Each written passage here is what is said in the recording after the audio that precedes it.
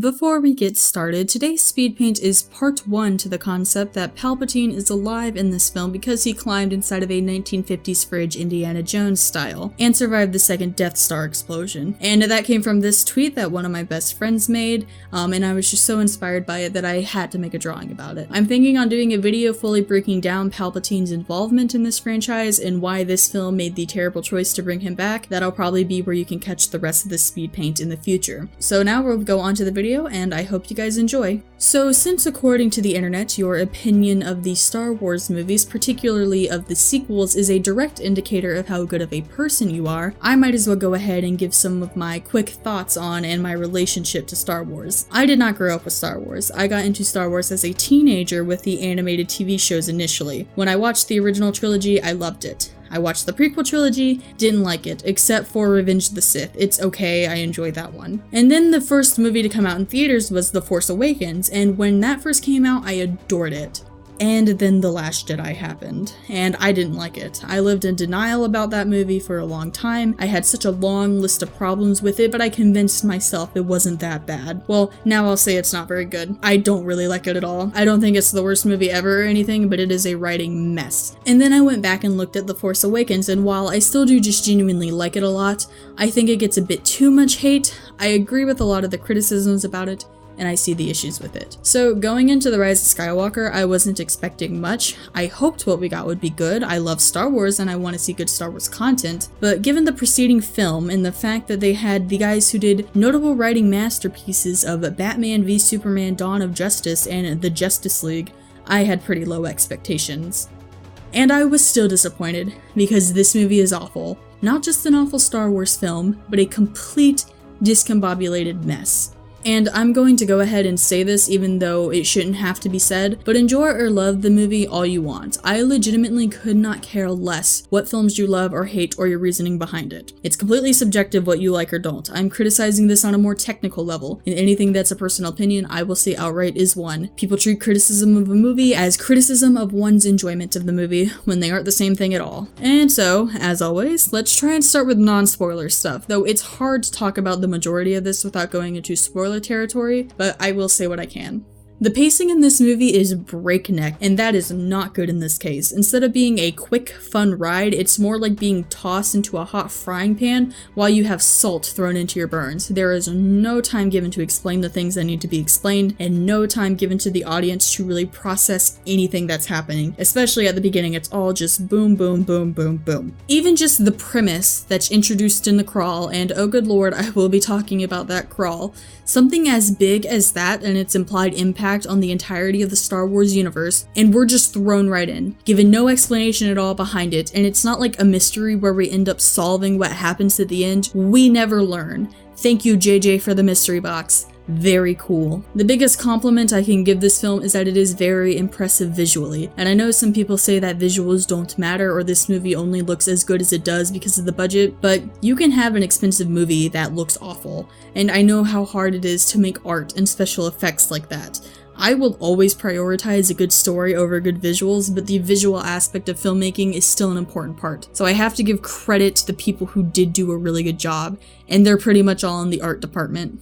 And the score is good. It's John Williams. Did we really expect something terrible? There were some really nice renditions of old themes that I really liked, but I honestly cannot remember anything original to the film that stuck out to me. There is so much that messes with the lore of Star Wars, and I don't mean EU lore, I mean actual canon lore. I don't know too much about EU lore, just little bits of what I've read off of Wikipedia, but I know a fair bit of the canon lore, and it messes with it pretty bad. I will get into the specifics of that later, but if you're big on lore, this movie will probably be even more disappointing. The acting is fine, it's mostly competent. Adam Driver is still the most talented guy out there, and he is seriously underutilized in this film. John Boyega would probably be the guy I would say did the best job just in terms of how much screen time we actually see him with the performance given. I still think Daisy Ridley is kind of overrated. Nothing she did in this movie convinced me otherwise of that. But even then, I'm surprised that anyone in this film managed to do what they did, because a lot of the dialogue is really awkward and ill-timed, and I did not find much of it believable at all. Characters that already had super shaky writing behind them are just left further behind or changed for the worse. Anything potentially positive given to their arcs was just handled in such a poor way that it doesn't make it worth it at all. This might be the worst movie I've seen all year in terms of just having to rely on very convenient things happening at the right time for the plot to progress. It's especially atrocious at the beginning of the film, but it rears its ugly head all throughout. Even the best movies will sometimes have convenient things happen, but this one is just on another level.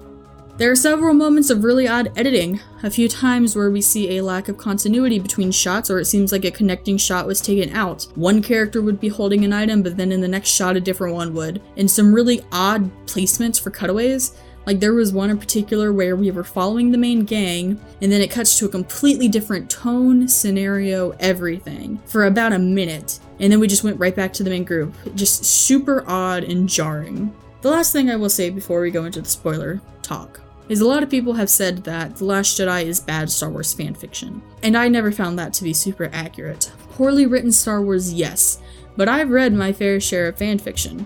TLJ never struck me as that, but The Rise of Skywalker does, horrifically. Like, it really reminded me of fanfiction I used to read back in the day. It's like someone who was really mad about The Last Jedi took to writing their idea of a sequel that they thought would quote-unquote fix everything. And to be clear, if you're personally not happy with something and you want to write your own versions or corrections, knock yourself out.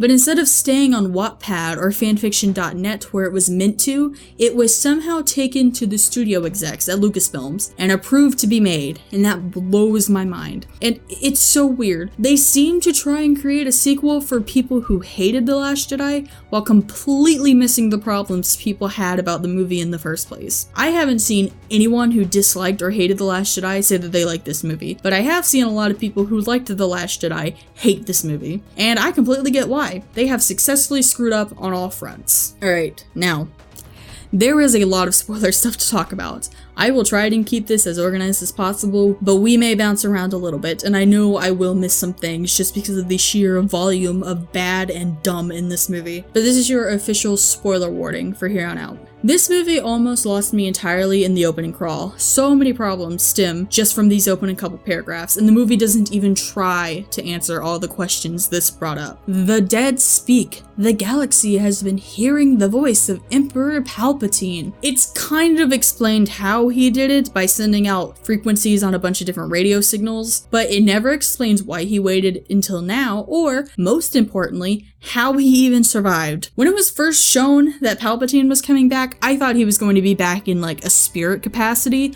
but no. The film is implying he physically survived but was severely crippled. There are so many problems with this. This is such a spit in the face of the original trilogy and an insult to the franchise. Because if Palpatine is alive, then the prophecy of the Chosen One was never fulfilled because the Sith were alive even if crippled. Vader never killed Palpatine, Rey did, which would then make Rey the Chosen One. Rey can't be the Chosen One though because the prophecy said it would be one born of the Force. Rey doesn't fit that description because she was made the old-fashioned way. And it's so odd because during the scene where Rey is channeling the Jedi of the past, you hear Vader say, "Bring balance again as I once did." But if Vader never destroyed the Sith, he never brought balance and he never fulfilled the prophecy. So now we have it that Rey and the new gang came along and finished what the original cast apparently never finished, which, again, what an insult. Like, we watched our heroes win. They killed Palpatine. They brought peace to the galaxy. Of course, a different foe could rise in the future, but to literally have it still be Palpatine, you have now taken some of the victory away from Luke, Leia, and Han. Arguably the most important part of that victory, because Palpatine wasn't even actually killed and was once again on the brink of completely taking over in this movie. The credit for ending the Sith, the entire goal of Luke Skywalker in the original trilogy, now goes to Rey. How is that okay? How was that approved anywhere in the chain of command at Lucasfilms, let alone greenlit to be made? I'm baffled by this. And on the topic of Palpatine, whose cheeks did Palpatine clap? I need to know this. I have never needed to know something so desperately in my life than who made a spawn with Emperor Palpatine. And given the age of Rey's dad that we see in the flashbacks, he was probably made while we were in full-blown ugly-ass Darth Sidious mode, not even old man Senator Palpy. Is Palpatine canonically a rapist now? That's almost the only thing that makes sense to me. And of course, I am saying all of this because Rey is the granddaughter of Palpatine, because of fucking course she is.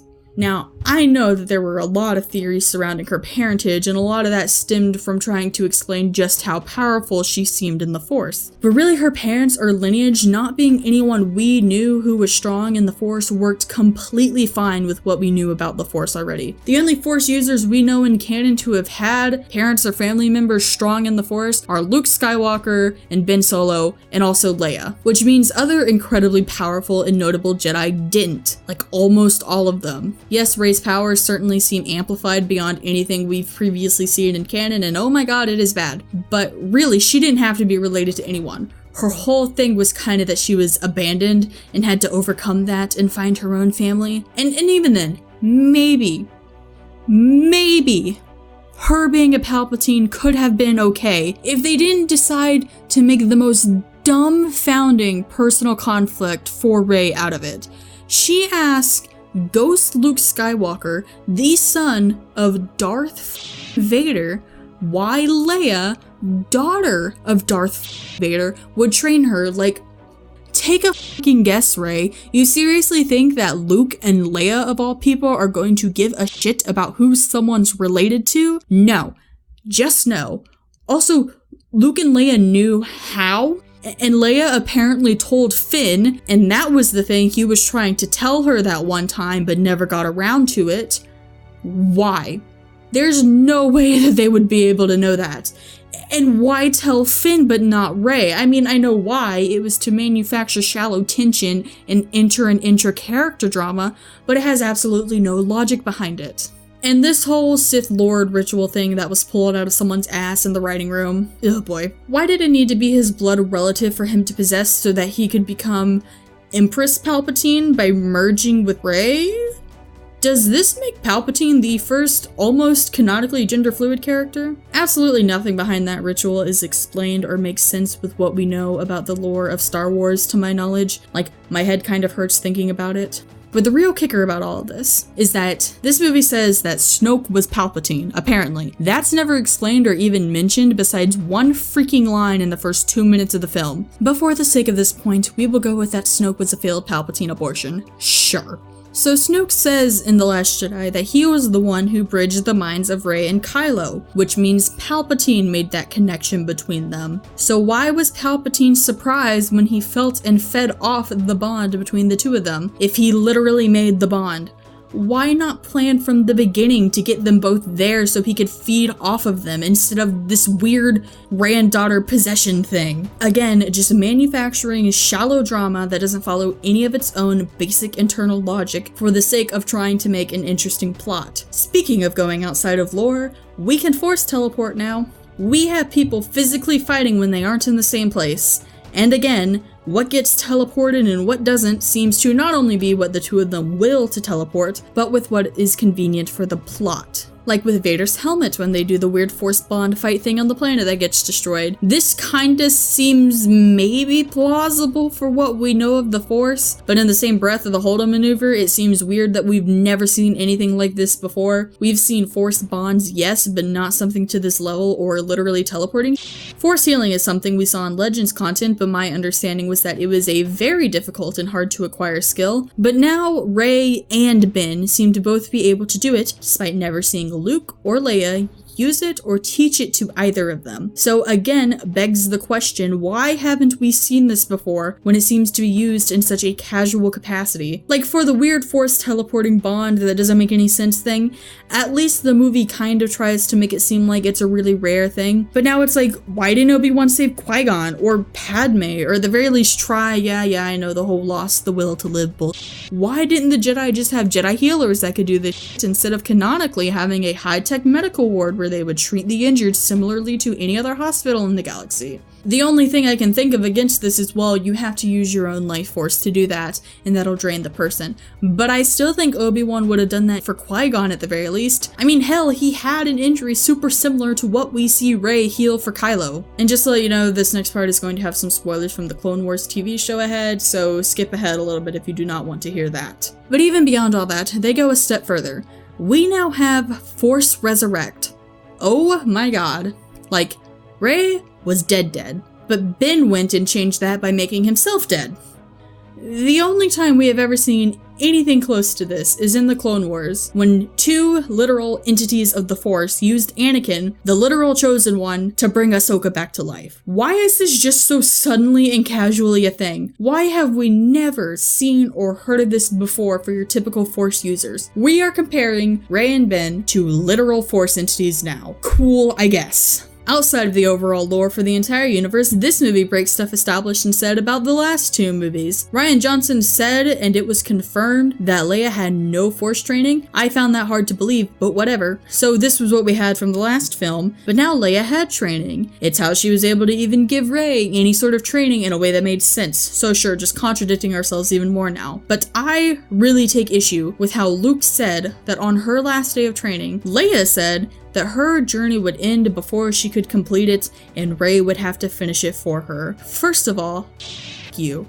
Why do we have to have Rey complete Leia's journey? Why not let Leia complete Leia's journey? What a disrespect to the character. And you can just tell that JJ tried to retcon or fix what he could in TLJ out of existence, which in theory, trying to address and answer the problems and concerns about a movie isn't a bad thing, but he just did it in the worst, most illogical ways. I said earlier, it all just reads like bad fanfiction. It raises too many of its own questions and doesn't answer enough from the previous film. Like, it tries to explain the Holdo maneuver by being like, nah, that's 1 in a million, which, sure. Does Hux's face in that scene from The Last Jedi look like the face of someone watching a 1,000,000-to-1 shot about to happen? And why would that even be 1,000,000 to... You know what? Okay, I am tired of trying to figure this out. JJ literally treated C-3PO like a puppet and retconned TLJ out of his memory bank and tried to have this really emotional moment where he looks at his friends, which, again, off. There's nothing to suggest he has any sort of close relationship with any of the three of them. Maybe Poe. Maybe. It's more attempts at creating drama with absolutely zero logic behind it. Can you see a consistent theme in the writing forming? The script does something similar with Chewie by faking out his death, but remember kids, if they don't die on screen, they're not dead. And sometimes even if they do die on screen, they're not dead.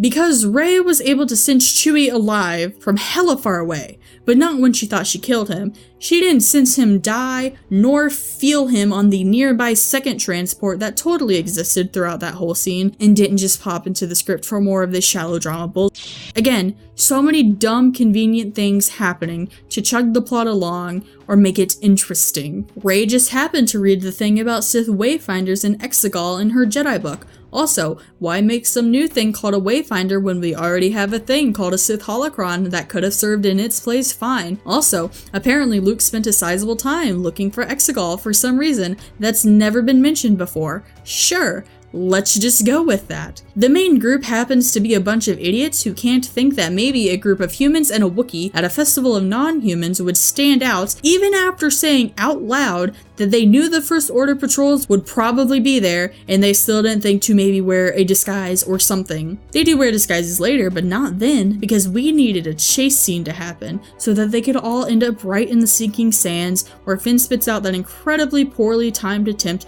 to tell Rey another dumb mystery box to lead them to the corpse of that guy so that they would encounter a snake creature in just the right place for him to slither off and reveal an exit out. Why Rey couldn't just force blast a way out? I'll never know. Even funnier, later in the film, we see her manipulate sand to her will to bury lightsabers, so why the didn't she just do that to prevent everyone from sinking in the first place? Rey had to approach the Death Star from the exact right angle to see where the Wayfinder was, and oh boy, look, another can of worms to open. An ancient Sith dagger had the Death Star wreckage, the 30-something-year-old wreckage, as a guide. I know that prophecies are a thing in Star Wars, but it's also canon that the future is not set. It is in a constant state of flux. So this Sith dagger was made for one potential future that of course happened. Was it intended to be used by other Sith in this wreckage of something that was meant to be the death of the Sith? Except we know it really didn't, which only supports this whole bullshit idea that Anakin isn't actually the chosen one. Was the Sith ritual like supposed to happen and Rey meant to find it all along? And oh my god, I hate it. It makes no sense.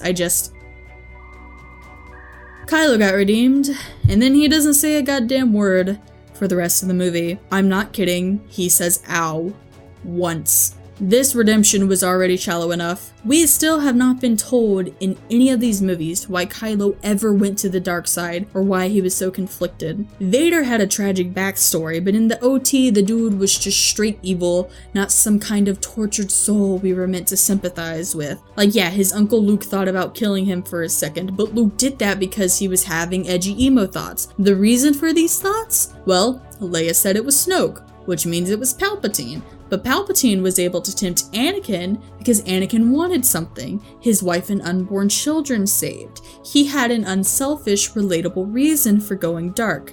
Kylo has nothing. We don't know why he would ever be tempted by the dark side in the first place. Even Rey was being tempted to go dark for the sake of saving her friends. Yes, it was super rushed and really mishandled, but the idea was there. We don't know why Kylo would ever want to go dark besides being an angsty teen, so why should his redemption matter that much to me? Again, Vader was only redeemed because he was watching his son be tortured and begging for his help, which flipped Vader back to the light. Kylo's mom died, and he was still conflicted until his extremely airbrushed CGI-looking dad came to convince him otherwise. But what was Kylo conflicted over? What was the source of the conflict? I just don't get it. Oh yeah, and Reylo is a thing now. Woo. I used to be kind of into that ship, but I fell a bit lukewarm on it. I could see it being written well, or I could see it never happening, and I was fine with either outcome. But I must say, with what we were given, that relationship just makes so much sense, given all the loving moments we see between them, like when they almost killed each other, or when they almost killed each other again, or when she almost killed him again, or when he put her in handcuffs to deliver her to the big bad man, or when he tried to force her to change her views and convictions at the threat of killing her when she refused. Super romantic. Alright, just a few more notes that I couldn't fit in any larger topic that I will mention. Poe apparently ran Spice, but I thought he was born on Yavin 4 and his parents were like well-off rebels. I mean, sure, maybe he still ended up in a tough spot, but like, did he run away from home or something? I don't know, I'm not gonna think about it. I love when Hux looked directly into the camera, like in The Office, and proclaimed himself the spy, then almost immediately got murked. What a f***ing waste of a character. I mean, The Last Jedi made him comedic relief, but The Rise of Skywalker just did nothing to help that. Why Poe totes Rey as the best fighter they have is beyond me. She did flight sims and flew a few times, and didn't even have a single proper lightsaber training scene. But I mean, we already know that she can just kick utter ass for absolutely no reason, so why am I surprised? Ahsoka Tano is in the voices of the Jedi from the past. Ahsoka isn't a Jedi. In spirit, sure, but she left the Order. She declared herself not a Jedi.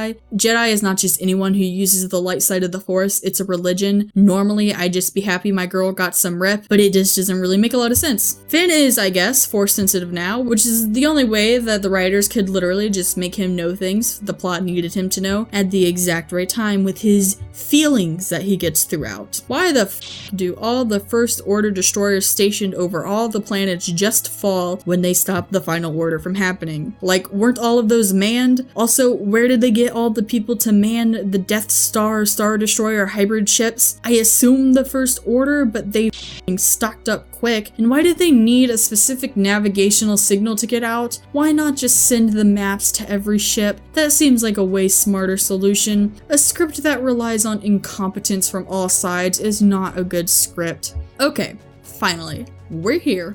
I know there's a lot more dumb stuff I could talk about, but we're here. This was the final nail in the proverbial coffin of this movie, and perhaps Star Wars. And at this point, if Star Wars isn't dead, I feel inclined to take it behind the shed with a 12 gauge and put it out of its f***ing misery. Rey takes Luke and Leia's saber to Tatooine, the place that every Skywalker has hated and wanted to escape to bury their sabers. Shmi Skywalker was enslaved and later brutally murdered there. Anakin Skywalker was a slave there and had to leave his mother, who he then found years later, and she died in his arms there. Luke wanted to leave all his life, with his last major memory being the people who raised him being burnt to a crisp. Leia was only there to rescue Han briefly, and then she was captured to be made into a sex object and slave there. Yes, Tatooine is where it all started, but the whole point of Tatooine is that it's a hole that everyone wants to leave, and it's not important where people come from, it's important what they make for themselves, despite what they're born or forced into. I feel like JJ just desperately wanted to make this big statement about having the Skywalker saga end where it started. It's like poetry, so if they rhyme. But like every other thing in this movie, it makes no sense. And, oh my god, I thought that Rey was going to say just Rey when that woman asked what her last name was. It made sense. She didn't need to be bound by the tainted name of Palpatine. She's just Rey, makes her own destiny and fate regardless of blood. But a part of my brain was like, she's going to say Skywalker. And I told that part of my brain, no, that's dumb. That would never happen. And then I was like, but what if she did? That'd be hilarious. So I leaned over to my friend and I said, if she says Skywalker, I'm going to scream. And then she f***ing said it. She said, Rey Skywalker. First of all, what a middle finger to her parents that she found out died to protect her from her grandpa by taking the last name of some famous guy that was an ass to her for 80% of the last movie. Skywalker wasn't even Leia's last name, she always went by Organa or Solo. Yeah, technically her name would have been Skywalker, but she never went by it. No, Rey is just going to award herself the legacy and last name of Skywalker. Another major disrespect. Again, I feel like JJ desperately wanted the last word of the Skywalker saga to be Skywalker. It's like poetry, so if they rhyme.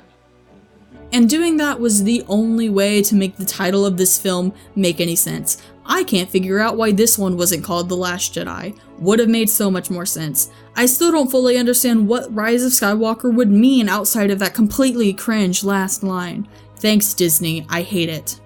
This is one of the most insulting movies I've ever seen. It insults the fans, the characters, the franchise, my intelligence and sanity, everything. It doesn't earn anything. I can only think of a handful of things I liked outside of the visuals, but in the context of the movie, they just aren't worth being there.